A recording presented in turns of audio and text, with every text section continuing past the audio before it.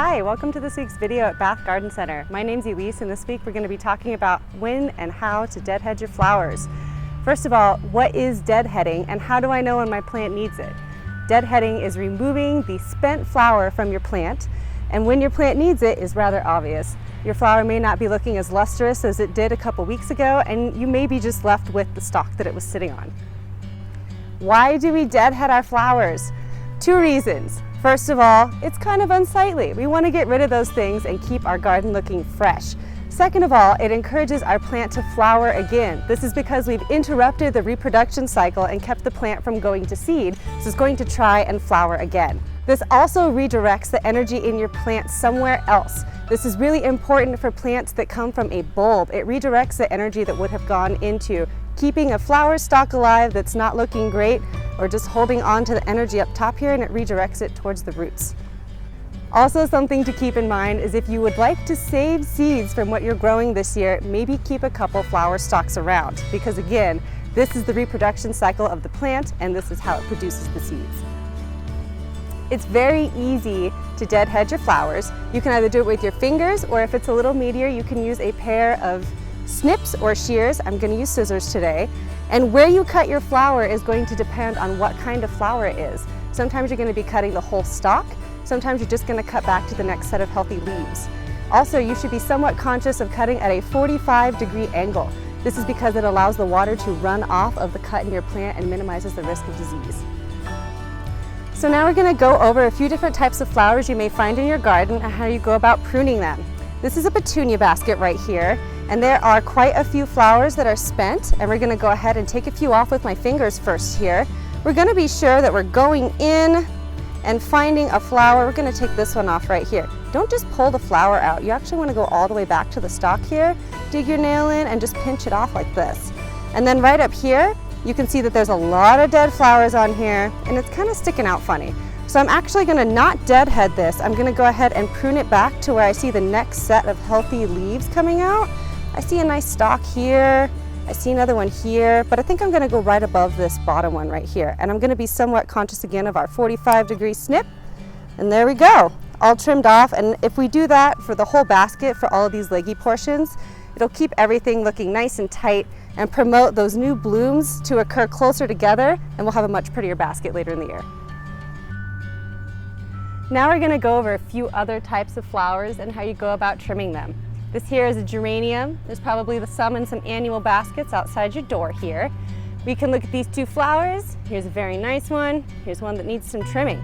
So again, I could trim right here, but it would just leave kind of an unsightly little stumpy stalk, and nothing new is going to grow from there.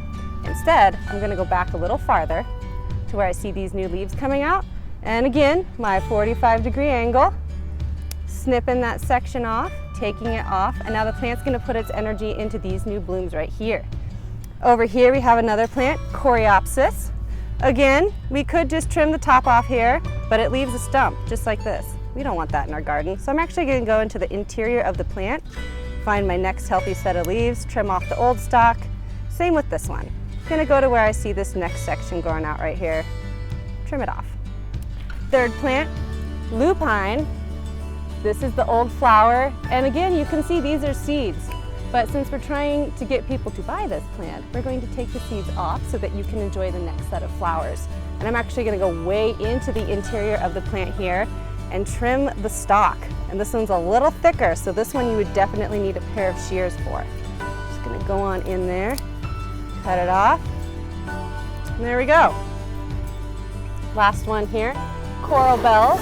Here's some nice flowers, delicate flowers, and here's our spent ones. We're just going to go into the interior again, trim it out. And if you can pull it out, this one not quite, you can go ahead and do that too. It won't hurt the plant. So just going to go ahead and trim it here, and done. We've deadheaded this little section of our garden, and it's back to looking refreshed and healthy.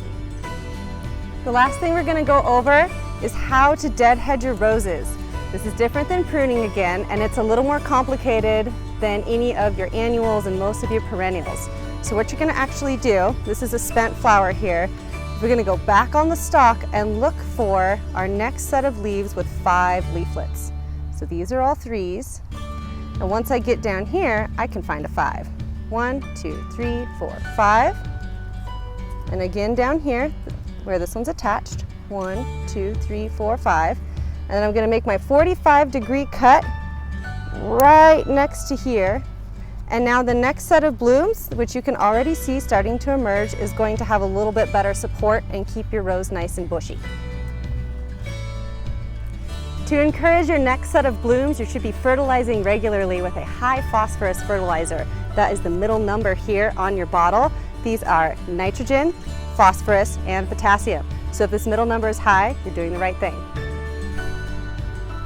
Lastly, this week marks the beginning of the window here in Colorado that you can plant cool crops. Cool crops are things like carrots, beets, chives, and cauliflower. So be sure to come on into our store and take a peek. We'll see you soon.